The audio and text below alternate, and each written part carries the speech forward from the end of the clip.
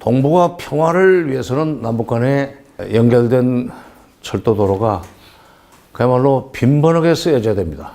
사람이 댕기면 길이 생기는 거고 마음에 연결이 돼야 통일의 구심력이 생기는 거고 통일의 구심력이 생겨야 통일의 원심력을 밀어내면서 통일을 할 수 있습니다. 지금은 통일의 구심력보다는 원심력이 너무 커요. 북한이 철도도로 공사를 중단하니까 조선일보 등 일부 보수 언론에서는 살판 난 거예요. 봐라. 북한이 약속을 지키려고 생각했던 김대중이 얼마나 나이브한가. 북한은 절대로 그런 짓 안 한다. 그러면서 이제 6.15 정상회담의 소위 그 성과 내지는 향후 전망에 대해서 매우 그 나쁜 그 인식을 갖다가 국민들한테 심어주기 시작합니다. 그 사람들이 왜 그러는가? 이거는 강철비라는 영화 보셨죠? 네. 강철비의 그 북한 1호가 개성공단 중국 기업들이 그 진출하는 걸 뭐 그 행사에 왔다가 저격당해서 이쪽으로 남쪽으로 내려오지 않습니까? 그때 그 호송했던 북한 요원 엄철우 우리 측에 외교안보 뭐 비서관 하다가 나중에 수석까지 올라가던데 엄철우와 곽철우 사이에 주고받은 대화 속에 분단 국가의 인민들은 분단 그 자체보다는 분단을 정치적으로 이용하려고 하는 사람들에 의해서 더 큰 고통을 받는다 하는 유명한 대사가 있습니다. 바로 그거예요. 남북관계가 개선되면은 남북 간에 평화가 이렇게 자리를 잡게 되면은 분단으로 인해서 구축된 기득권이 허물어지는 사람들이 있습니다. 반공단체 또는 반북 반공을 사시로 해가지고 운영했던 여러 가지 그 뭐 언론기관도 있고 언론사도 있고 뭐 여러 가지 뭐 문화단체도 있을 수 있고 그렇죠. 난리가 났어요. 그래서 제가 그때는 저는 2000년 그때는 99년 98년에 김대중 정부 초에 통일부 차관으로 임명을 받았다가 99년 5월달에 온로비 사건으로 대폭적인 개각을 하는 바람에 저는 장관도 아닌데 19개 부처 중에 12개 부처의 차관들이 하루아침에 그냥 장관으로 같이 잘려 나갔습니다. 저는 한 77년에 통일원에 들어가서 그 김영삼 대통령 시절에는 청와대 비서관으로 3년 8개월이나 근무를 했어요. 그러니까 난 김대중 대통령한테 생전에 한번 여쭤봤어야 되는데 기회가 없었어요. 아니 자기의 정적의 비서관을 했던 사람을 캠프에 온 적도 없는 정아무개를 왜 차관으로 임명했는지 나는 지금도 그건 모르겠어요. 저는 그런데 캠프 같은 데 가본 적이 없습니다.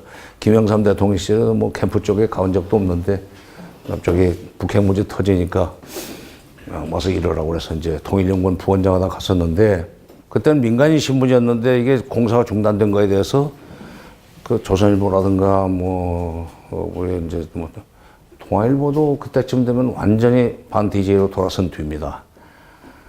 그래서 보고서 하나 썼어요. 청와대 보고서는 길게 쓰면 읽지를 않습니다. 짧게 써야 돼요. 왜 웃어요? 그 써본 경험이 있으신 모양이네. 네. 한 장 넘으면 안 본다고 생각하시면 돼요. 한 장 안에 압축할 수 있어야 돼요. 보고서를 이제 쓴 이유는, 쓴 거는 내용은 이거예요.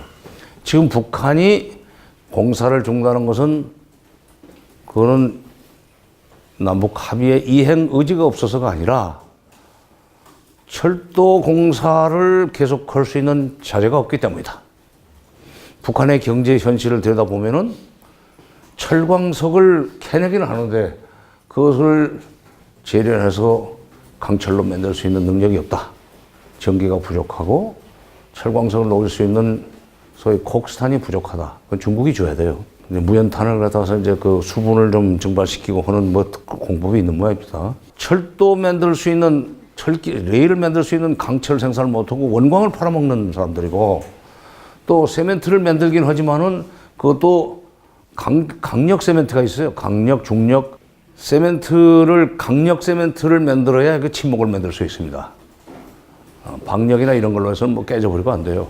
그리고 뭐 그쪽은 아직은 세멘트 침목이 없어요. 우리가 세멘트 침목을 쓰고 있지만 어쨌든 레일을 만들 수 없고 침목을 만들 수 없는 형편이기 때문에 공사를 더 이상 해봤자 의미가 없다. 그런데 그 부족한 것을 도와달라고 하기가 자존심 상하기 때문에 못한다고 보고 우리가 먼저 그냥 지원하겠다고 그런 식으로 넌지시 이야기하면 불감청이지만 고소원이라는 입장에서 받을 거다. 그렇게 하는 게 좋겠습니다. 대통령한테 보고해달라고 비서실장 한테 직접 보냈어요. 2002년 연초가 됐어요. 1월 15일 날 예정된 대통령 연두 기자회견을 앞두고 김대중 대통령이 외교안보 분야 전문가들 쭉 불러서 의견을 구한 뒤에 거기서 나온 여러 가지 아이디어들 가지고 이제 연두 기자회견을 하려고 준비하던 그 모임입니다. 9.11 테러 이후에 한미관계에 잘해야 되고 한미관계에 잘한다는 얘기는 미국이 하자는 대로 가야 된다는 얘기만 하는 거야. 다른 얘기 좀 하겠습니다. 다른 얘기 좀 하겠습니다. 바로 그 얘기를 했어요. 이게 철도도로 연결 공사를, 철도가 도로는 아닙니다. 철도 연결 공사를 하다 말고 북한이 그만두었는데 그만둔 이유는 약속을 지키지 않는 그들의 습성 때문이 아니고 자제가 없는데 그걸 달라고 할 수 있는 자존심 상하는 일을 하기 싫어서 안 한다고 보고 우리가 자진해서 보내는 게 좋겠습니다. 그리고 이것을 무슨 어떤 뭐 전문가들한테 부탁해서 칼럼이나 쓰고 사설이나 쓰도록 해서 밖에서 바람이 일어나서 정부가 마지못해 끌려가는 식으로 하는 것도 적절치 않고 직접 하는 게 좋겠습니다. 라고 얘기를 했더니 김대중 대통령의 그 스타일은 복합해 있어요. 가만히 쳐다보는 게 뭐 그 신통한 소리 하네 하는 표정인지 저 헛소리하고 있구만 하는 표정이 알 수가 없어요. YS나 노무현 대통령은 완전히 얼굴에 나옵니다. 표정이. 1월 9일 날 그랬는데 20일 후에 제가 통일부 장관으로 임명을 받았어요.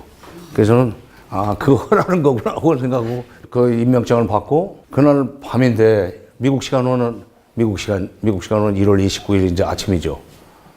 뉴스가 들어오는데 부시 대통령이 의회에 가가지고 이란, 이라크, 노스코리아를 액세스 오브 이불, 악의 주의라고 규정하면서 가만 안 두겠다고 연설을 한단 말이에요. 그래서 제가, 이게 이제 미국이 저렇게 북한을 죽이겠다고 하면은, 가만 안 두겠다고 하면은 남북 관계를 어떻게 끌고 갈 수가 없는 거고, 그렇게 되면은 통일부 장관이 되나만 하고 아무것도 못 하는 거 아니에요.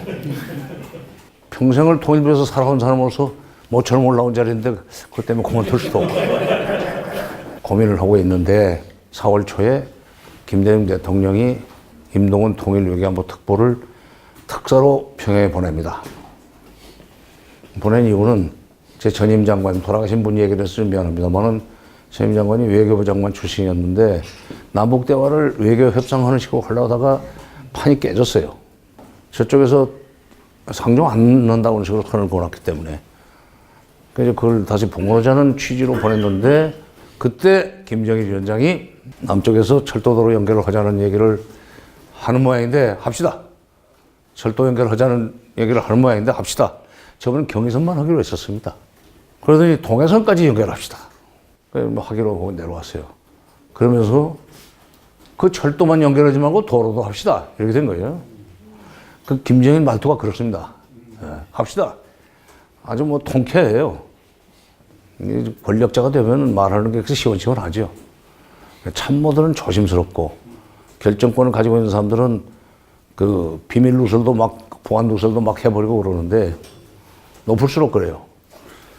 장관 이하에다는 막 쉬쉬 해놓고는 자기는 막 해버리고 그런데 합시다.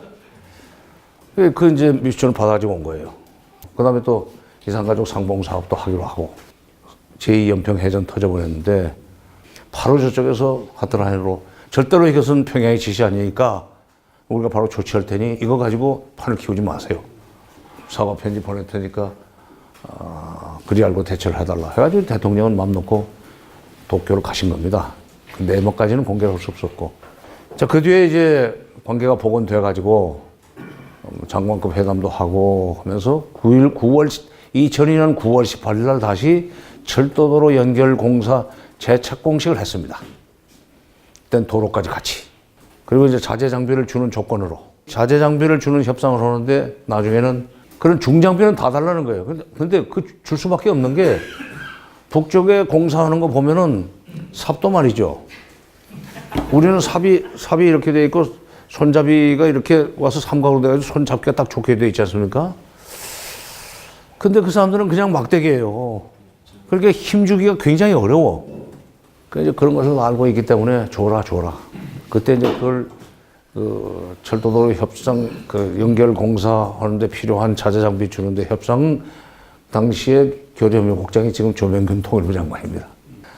심지어 나중엔 자갈 깨는 기계도 달라. 일을 하는데 손이 아프다. 장갑 달라. 면장갑에 빨간 고무풀 발라놓은 게 이게 굉장히 대단한 발명품이에요.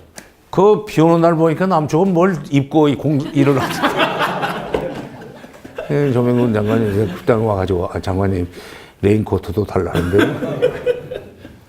장갑은 몇 개 필요돼 그랬더니 양쪽에 400명씩 800명 800개 줘라. 비옷은 좀 비싸단 말이에요.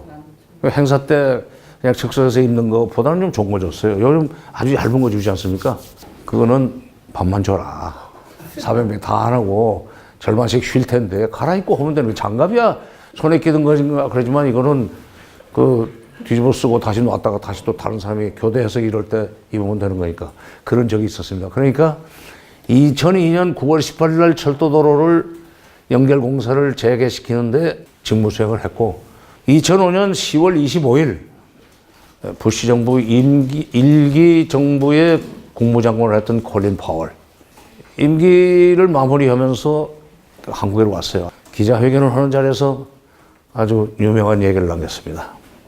내가 인공위성 사진을 통해서 봤다. 한반도의 동서로 남북을 연결하는 피스 익스프레스웨이는 나에게 매우 감동적이었다. 바로 그 사람은 남북으로 연결된 철도 도로를 피스 익스프레스웨이라고 했습니다. 이 중에도 낭만적으로 통일 문제를 생각하는 분들이 계실지 모르지만 통일은 그렇게 낭만적인 일이 아닙니다. 굉장히 복잡하고 준비해야 될 것이 많고 시간이 많이 걸리는 과정입니다.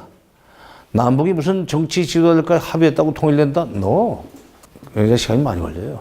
국내적으로도 우선 첫째 분단을 정치적으로 이용하려고 하는 사람들이 얼마나 많습니까? 그런 상황에서 또 나가야 되기 때문에 굉장히 어렵지만은 동서독이 통일된 것이 89년 11월 9일 날 베를린 장벽이 무너지고 90년 10월 3일 날 통일을 선언합니다. 동서독이 통일되는 걸 보면서 당시 김일성 입장에서 볼 때는 동독이 서독이 흡수 통일됐다고 본 거예요. 왜? 동독 경제는 형편없고 서독 경제는 굉장히 우월한 위치에 있었기 때문에 경제력이 약한 동독이 서독에 빨려 들어갔다. 이렇게 생각할 수 있었습니다. 그것이 어떤 점에서 냉철한 얘기인지 모르지. 그러나 흡수 통일은 아닙니다. 서독이 동독을 20년 동안 도와줬어요. 국가예산 전체를 책임진 건 아니지만 70년부터 그러니까 사회민주당이 집권한 69년부터 시작된 동방정책 오스트폴리틱은 70년부터 본격적으로 시작이 되는데 그때부터 서독에서 동독으로 돈을 보내기 시작한 것이 나중에 독일 정부가 통일된데 그동안에 서쪽에서 동독으로 약 20년 동안 보낸 돈이 지원한 돈이 현금과 현물을 합쳤을 때 1044억 도이체 마르크였다. 한 580억 달러. 1년에 29억 달러. 개성공단 문 닫을 때 박근혜 대통령이 남쪽에서 북쪽으로 간 돈이 30억 달러나 됩니다. 근데 그건 뭐 현물이 같지. 물론 개성공단 인건비는 현금이에요. 그러나 그전에 쌀 보내고 한 것은 전부 다 현물입니다. 그러니까 독일의 경우에는 서독의 경우에 1년에 29억 달러씩 줘가지고 계속 동쪽에서 먹을 거 주고 입을 거 보내고 뭐 여러 가지 편리한 거 쓸 수 있도록 동독 정부가 쓸 수 있도록 뭐 차관 비슷하게도 주고 하는 바람에 동독의 민심이 서쪽으로 넘어가기 시작하다가 89년 11월 9일 날 베를린 장벽이 무너진 겁니다. 그러니까 그런 경제적인 격차 속에서 격차가 심한 상황에서 서독이 동독을 지원하고 하는 동안에 마음이 넘어가 가지고 베를린 장벽도 무너지고 하는 걸 보고 김일성은 놀랐던 거예요. 89년 1월 1일 날은 아직 베를린 장벽이 무너지기 전이지만 만약 독일에 나가 있던 동독에 나가 있던 외교관들이 제대로 보고를 했다면 아마 김일성으로서는 좀 조마조마했을 겁니다. 우리가 그렇게 될지 모르겠다. 그게 이제 89년 1월 1일 날 누가 누구를 먹거나 누가 누구에 먹히는 식으로 통일은 돼서는 안 된다는 얘기를 한 건데 91년 1월 1일 날 그 얘기를 또 오더라고요. 그래서 그때는 진심이로구만. 그랬더니 그 다음에 어떤 얘기가 나오느냐. 이제는 연방제도 느슨한 형태로 하는 것이 좋겠습니다.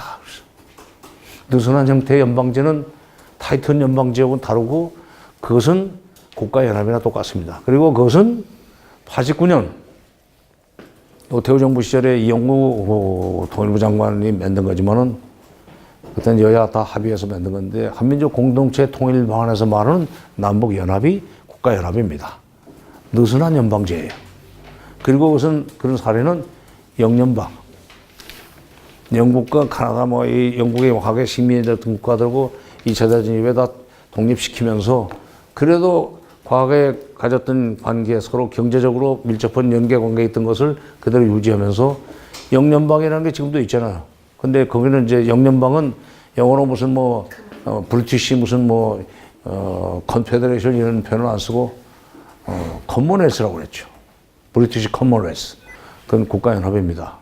그러니까 국가연합이 되면은 합의가 된 상황, 조건에 합의가 된 문제에 관해서는 공동 보조. 합의가 안 되면 각자 행동. 그러나 경제적으로 사회 문화적으로 밀접한 연결이 되었기 때문에 군사적으로 적대 행위는 못하게 돼 있는 거죠. 그런 식으로까지 북한이 바뀌었기 때문에 북한의 대남 전략이 80년대를 지나서 90년대로 오면서부터는 공산화 같은 것은 이제 꿈을 꿀 수 없게 됐습니다. 그런데 아직도 우리 국민들 중에 상당수는 북한이 이런 식으로 꼼수써 가지고 비핵화할 것처럼 해가서 미국을 홀려서 미국하고 수교한 뒤에 수교하는 조건으로 미군 철수시키고 그러고 나면은 남침을 해가지고 공산화 시킬 것이다. 여기는 바보입니까? 바로 그 고정관념, 북한에 대해서 가지고 있는. 북한은 뒤통수 때린다? 북한이 하는 것은 믿을 수 없다. 이번 남북 정상회담에서도 합의 안 될 텐데 김정은이 말을 어떻게 믿어? 그게 김일성의 손자고 김정일이 아들인데 그걸 어떻게 믿어? 하는 식으로 무조건 좀 나가서 그거 좀 깨주십시오. 왜냐하면 상대가 있는 문제에서 개인과 개인 간의 관계에도 신뢰가 있어서 시작하는 관계가 어디 있습니까? 저놈이 좀 나쁜 놈 같기는 하지만은 불가피하게 같은 반에서 공부를 해야 된다면 옆자리에 앉아 있다면은 확인해 보면서 괜찮으면 사귀고 아니면은 그냥 대충 형식적으로 나쁘지 않은 관계만 유지하면 되지 하는 식으로 할 수도 있을 텐데 처음부터 좀 생긴 게 인상이 탁 좀 험악하게 생겼는데 저건 악질일 거야. 그러니까 놀지 말아야 돼. 말도 걸지 말아야 돼. 저만 손해요. 더구나 남북은 이사도 못 갑니다. 이거 서로. 이사 갈 수 있으면 편해요. 떼가지고. 근데 그럴 수도 없다면은 어차피 우리가 끌어안고 가야 된다. 그리고 경제적으로 우위에 있는 우리가 나서서 그걸 관리를 하고 끌어가려고 해야지 어떻게 북한하고 똑같이 1대1로 올라옵니까? 철도 연결을 해놓고 약속을 해놓고 합의를 해놓고도 공사를 하다 말고 중단하면서 이거 우리가 계속 할 여력이 없으니 형편이 되면 좀 도와달라는 말을 말하고 싶어도 그것도 못하는 자존심만 가지고 있는 사람들을 우리가 먼저 다가가는 자세를 해야 될 거 아니에요. 봄에 비료를 주는 대가로 가을에는 이산가족 상봉 사업을 하겠다는 약속만 하면은 내일이라도 비료는 준다. 내가 대통령한테 그렇게 위임을 받고 왔다. 그만 하면 내일이라도 비료를 실은 배는 남포항으로 보내라면 보내고 청진항으로 보내라면 청진항으로 보내주마. 그랬더니 북쪽의 회담 수석 대표가 그 2007년에 저보다 13년 연상인데 그러니까 32년생인데 그에 세상 떴다고 돼요. 저를 만나가지고 정 선생 내가 70년대부터 회담을 했지만 당신 같은 사람 내가 처음 만나오. 뭐를 내가 처음 만나는 거예요. 뭘 제가 얼마나 뭐를 해야 아니 이게 무슨 비료 20만 톤 정도 주면서 항복무소에 도장 찍으라는 법이 어딨어? 주는 사람만 자존심 있는 게 아니오. 받는 사람도 자존심이 있어. 그런데 목이 메여가지고 그러는데 그 참 또 일리 있어요. 받는 사람도 자존심이 있습니다. 그러니까 심지어 그런 표현도 씁니다. 그 우리 전래동화에 보면 형제가 밤새 달밤에 볕단을 서로 옮기는 그런 그 미담도 있는데 우리 민족은 원래 그렇지 않소. 좀 그렇게 합시다. 그냥 주시오. 그냥 주면 광주리에 담아서 주면 그걸 돌려보낼 때 빈 광주리 보내겠어? 호박이라도 한두 개 넣어서 보내지 이러더라고. 그런 표현 잘해요. 95년 그때 쌀 지원했을 때요. 김영삼 정부 때 95년에 굶어 죽겠다고 해가지고 이제 쌀을 주지 않았습니까? 근데 첫 배가 들어가는데 청진항에 인공기 개항 사건이 벌어져가지고 이제 더 이상 못 주게 된 상황이었어요. 그래서 여론이 나빠지니까 더 이상 주지는 못하고 15만 톤 약속한 것만 주고 더 이상 못 줬는데 원래는 100만 톤을 주기로 했습니다. 근데 15만 톤은 국산 쌀로 사면 15만 톤밖에 못 사지만 그걸 베트남 거나 태국산 쌀로 사면 100만 톤을 살 수 있는 거예요. 가격이 그렇게 한 7배 차이가 있었어요. 그래서 김영삼 대통령이 그냥 폼잡기 좋아하는 분이니까 100만 톤도 줄 수 있다 해라 뭐 이렇게 해가지고 간 거예요. 그분도 매력이 있어요. 역시 그 평생을 따라다니는 추종자리에 있는 정치인들은 뭔가 좀 인간적인 매력이 좀 있습니다. 그거 없는 사람은 하나만 데리고 다니는 사람은 매력이 없어서 어디 503번인가 달고 들어가 있고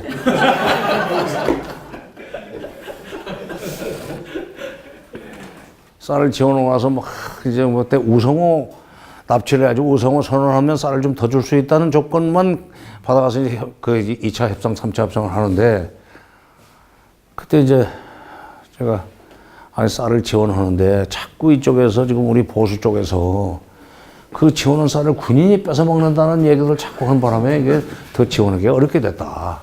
왜 그런 소리가 나오게 만드느냐라고 했더니 뭐라고 하냐면 갑자기 인민군이 누구요? 그러더니 아니 인민군이 누구는 인민군이지. 그랬더니 인민군은 인민의 자식이요. 남쪽에서는 다 같이 굶다가 먹을 것이 생기면 애매비가 먹었어? 먼저 먹었어? 그런데 그 말이 막혀가지고 아니 뭐 그랬더니 우리는 자식의 입에 먼저 넣었어. 아 그런데 그 참 망고불변의 진리를 얘기하는데 그렇다고 이게 바로 대북 지원한 쌀이 군사적으로 전용됐다는 증거다라고 와서 할 수는 없잖아요, 인간적으로. 근데 일부는 가죠. 간다고 봐야죠. 아니 그 말이 맞습니다. 다 같이 먹을 것이 없다가 또 남쪽에서 쌀이 왔다는데 신기해서라도 아니 뭐 자식한테 한번 먹이고 싶지. 2년 정도 된 쌀을 방아쪄서 보냅니다. 또 군량미로 비축한다는 또 이 의심이 많기 때문에 방아 쪄서 보내요. 방아 쪄서 보내면 보관을 못 합니다. 바로 먹어버려야지. 근데 이제 그런 그 농촌에서 살아보지 않고 그냥 그 쌀이 쌀나무에서 나온 줄 알고 밥은 그냥 거저 생긴 줄 아는 부잣집 도련님 출신들 국회의원들이라는 사람들이 무슨 뭐 군량미로 뭐 비축을 한다는 헛소리를 하는데 그런 소리 하는 사람들을 보면은 되게 부잣집 아들. 우리가 어려울 때 미국의 원조를 받아서 살 때 우리도 했던 일이고 그거는 북한이 못 사는 한 우리보다 형편없이 못 사는 한 밖에서 원조 물자가 들어가면 공무원들이 다 빼돌리게 돼 있고 그게 장마당에 돌아다닌다. 그러니까 욕하지 말자 이거예요. 오히려 그런 일이 일어나지 않도록 해주는 것이 좋은데 오늘 지금 동북아 평화학교에 와가지고 얘기를 하면서 뭐 철도도로 연결을 해가지고 남북관계 쪽으로 좀 얘기를 하고 있지만 저건 동북아 평화의 출발은 남북의 협력입니다. 남북관계를 그대로 놔두고 무슨 동북아 평화? 북한이라는 우리 경제 블루오션을 건너뛰어서 연해주, 만주가 우리의 경제 블루오션이다. 그러니까 동북아 평화를 일구기 위해서는 그들과 먼저 협조를 해가지고 그 사이에 끼어있는 북한을 끌어들이자. 내지는 한러 협력과 한중 협력 때문에 북한이 갈 데 없어가지고 도리 없이 남북 협력에도 나오도록 하자 하는 그런 식의 순서를 그렇게 잡았던 시절이 있습니다. 요 직전에 정부에서. 난데없이 나 참 유럽에 가가지고 한반도가 통일되면 여러분 나라에도 좋습니다. 이익이 됩니다. 우리 통일을 밀어주십시오. 그 사람들이 유럽인 나라들이 한국 통일에 무슨 관심이 있습니까? 동북아 평화에 무슨 관심이 있어요? 남의 불행이 지 행복인데. 아니 국제정치의 세계, 외교의 세계에서는 솔직히 말해서 동맹이라고 하더라도 자기의 행복에 기여할 수 있는 범위 내에서 동맹국가의 행복을 바라는 거지, 지가 상대적으로 그 불이익을 받게 생겼으면 그거 필요 없는 거예요. 근데 우리 동맹주의자들은, 한미 동맹주의자들은 미국의 그 이익이 바로 우리의 이익이고 우리의 이익이 미국의 이익인 것처럼 착각해요. 절대로 대한민국은 아메리카 합중국이 될 수 없고 아메리카 합중국이 절대로 대한민국이 될 수 없습니다. 같이 갑시다 하면은 그 동맹국의 상전이 우리만을 써줬다는 게 그것이 그냥 가문의 영광이고 민족의 영광이처럼 꼭 하잖아요. 왜? 그 다음에 금강산 관광과 개성공단을 다시 쓰면서 점점 더 조금씩 올라가지 않으면 동북아 평화는 못합니다. 건너뛰어서 안 돼요. 아니 뭐 없다면은 그냥 바다 건너에 있는 대륙하고 가까이 지내자는 식으로 해서 동북아 평화를 우리가 주도하겠다, 동북아 평화의 무슨 운전자가 되겠다는 식으로 얘기를 할 수 있겠지만 그걸 놔두고 어떻게 돌아서 갑니까? 남북관계가 확실히 좋아지면 무기시장이 그만큼 줄어듭니다. 남북 간의 갈등이 계속되고 긴장이 고조되고 전쟁의 위기설이 나오면은 사지 말라고 해도 우리 국회의원들이 들고 일어나가지고 국방예산을 증액을 시켜놔요. 국방예산의 한 4분의 1 정도는 미국 무기 구입하는 돈이에요. 작년에 우리 국방예산이 400억입니다. 400억에 4분의 1, 100억이 미국이 구입이었습니다. 우리나라가 미국 무기 사들였는데 4대 수입 대국입니다. 대국이에요, 대국. 어떨 때는 1등도 합니다. 북한 때문에, 남북 긴장 때문에, 전쟁 위기설 돌고 하면은 안 살 수가 없어요. 예산 심의권을 가지고 있고, 예산 편성권을 최종적으로 가지고 있는 국회에서 그러면은 돈이 없는 거지. 그런 점에서는 이제 남북 긴장이 해소되는 걸 바라지 않는 사람들이 국내에도 있고, 국외에도 있고, 어쨌건 이건 이번 남북 정상회담에서 그 좋은 성과가 나야 됩니다. 근데 남북 정상회담은 잘 될 것 같아요. 정상회담 원로 자문단 회의에 갔다 왔습니다. 나중에 문재인 대통령이 종합적으로 정리해서 자기 얘기를 하는데 보니까 정상회담에서 해결해야 될, 대통령이 책임지고 해결해야 될 문제에 대해서 확실하게 이해가 되어 있고 전략도 머릿속에 다 들어있는 그런 느낌. 큰 그림부터 시작해서 세부적인 전략까지 머릿속에 들어있다는 느낌을 받았습니다. 말을 굉장히 조심스럽게 하잖아요. 잘할 것 같다. 옛날에 2000년 6.15 정상회담을 앞두고 6월 6일 날 김대중 대통령을 앞에 놓고 훈련시키는 그게 모의회의라고 합니다. 근데 정상회담 모의 회의를 하는데 많이 괴롭혔어요. 근데 그분이 실력 있다는 건 알았지만 진짜 실력 있는 걸 제가 실감을 했어요. 주로 이제 고약한 질문 제가 해야 됩니다. 아니 그런 말씀을 하시려면은 미군을 철수시키고 말씀을 하셔야지, 미군을 놔둔 조건에서 그런 식으로 하자고 하면 그게 누가 믿겠습니까? 라고 하니까 그때부터 주한미군이 어째서 해롭지 않고 주한미군이 어째서 북쪽에도 결국 좋은지에 대해서 3, 40분을 원고 없이 쫙 얘기하는 거예요. 원고 없이 뭐 뒤적거리지도 않고 들어있는 거예요, 머릿속에. 그래서 이제 그렇게 해서 대처를 잘하는 걸 보고 나왔어요. 중국이 이제 사드 보복도전 중단했고 이번에 남북 정상회담으로 북중 정상회담까지 되고, 그리고 북중 정상회담이 되면서 한미 정상회담을 또 한다고 이렇게 되니까 중국이 차이나 패싱 겁이 난 거예요. 그래가지고 김정은이를 불러들였다고 저는 봅니다. 다들 이제 김정일이가 쫓아갔다. 미국과 협상을 앞두고 중국이라는 후견인을 지편으로 만들려고 가서 매달리느라고 쫓아갔다 그러면서 한반도 운전자로 문재인, 아니야 이제 김정은한테 뺏겼어, 이런 식으로 얘기하는 사람들이 있었어요. 아닙니다. 저는 북중 관계의 역사로 볼 때 압록강 건너서 바로 단동역 쪽으로 들어가는 기차가 밖에서 보이지 않도록 가림막 쳐주고 하는 것은 극진한 의전인데, 대접인데 자기들이 아쉬워서 불러드리기 때문에 해달라는 대로 다 해주는 겁니다. 그 옛날에 김일성이 갈 때도 다 그렇게 했어요. 아니, 김일성, 김정일 갈 때 했는데, 김정은 들어온 뒤에 시진핑은 네가 뭔데? 아, 트럼프도 그냥 비행장에 오는 거 그냥 어서 오라고 그러고 악수하면 되는데 네가 뭔데 북경을 건너자마자 그거 하라고 그래. 그건 옛날에는 그렇게 해줬는지 모르지만 내 때는 소용없어. 그래서 몇 번 가려고 했는데 거절당했대요, 사실은. 북한이 이게 중국을 상대로 해서 외교를 할 때도 빈손으로 가서 꼭 받아와야 됩니다. 소련하고도 할 때도 마찬가지. 그 사람들이 올 때도 가지고 와야 돼. 저는 아무것도 없이 그냥 댕기는 거예요. 외교를 잘한다고 잘한 거라고 해야 될지 아니면은 없으면 그렇게 된다고 해야 될지 모르지만 나는 줄 것이 없으면 그럴 수밖에 없다고 생각해요. 어떻게 합니까? 줄 거 없는데. 이번에 불려갔어요. 네가 뭐라고 했길래 지금 트럼프가 저렇게 너한테 쫓아오느냐 말이야. 좀 알자. 그래서 지금 생색을 내고 왔을 거예요.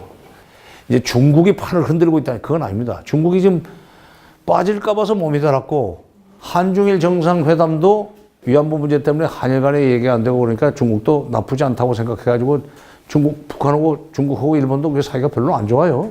그런데 이게 쉽게 됐어요. 일본도 지금 저편 패싱 때문에 잠깐 빨리 만나자. 중국도 김정은한테 듣는 얘기하고 또 문재인한테 듣는 얘기하고 다를 수 있잖아요. 들어봐야 될 거 아니에요. 그 문재인 대통령이 지금 미국 대통령하고 합의했던 한반도 운전자로는 확실하게 지금 지켜주고 있고 이번 정상회담에서 바로 그런 힘 때문에 중국도 일본도 남북 정상회담을 앞두고 우리가 관리할 수 있는 우리가 나중에 이 남북미 정상회담까지 끝나고 나서 육자회담 할 때 당신네들을 반드시 넣어야 된다고 내가 북한하고 미국하고 합의를 할 테니까 잘해. 라고 해놓으니까 양재치가 와가지고 그럴 가능성이 있고 그렇게 만들 필요가 있으니까 양재치가 부랴부랴 쫓아온 겁니다. 물론 그날 지난번에 20 며칠 날 9일 나왔나요? 김정은이가 다녀온 바로 그 다음날 왔는데 원래는 26일 날인가 오기로 했었대요. 근데 그건 늦춘 겁니다. 26일 날 김정은이 들어가지 않았어요. 그 얘기 듣고 이제 올라오는 거지. 와가지고는 사드 보복 그거 해제하고 관광객도 이제 풀고 롯데 그렇게 불이익 줬던 것도 다 해서 무슨 무리 없이 하도록 할 테니까 그러면서 믿어달라고 자기 말을 믿어달라고 중국이 앞으로 잘할 테니까 믿어달라는 얘기를 했다는 얘기는 그만큼 이제 동북아의 여러 가지 평화 질서를 구축해 나가는 데 있어서 한국이 확실하게 운전자가 됐다는 또 하나의 증거입니다. 근데 전적으로 트럼프 대통령 공이라고 딱 해줬단 말이에요. 그런 거 보니까 상당히 용인술이 있어. 상대방을 기분 좋게 해주고 약간 좀 아부를 할지라도 우리 안보 상황에 절대적으로 불리한 이 핵 문제를 해결하는데 트럼프가 우리 말을 듣도록 만들어서 문제가 풀려나가기 시작하면 그러면 그게 훌륭한 일이죠. 핵 문제 해결에 희망이 보인다라고만 해도 국민들은 얼마나 이제 전쟁 공포 없이 또는 안보 불안감 없이 살 수 있습니까? 꼭 막 그냥 똑똑한 척하고 막 야무지게 말하고 해서만 일 잘하는 건 아니고 우물우물 하면서도 사람 기분 좋게 해가지고 그놈 주머니에 있는 돈 다 들어서 밥 사게 만들고 술 사게 만들면 그게 뭐 장땡이지 무슨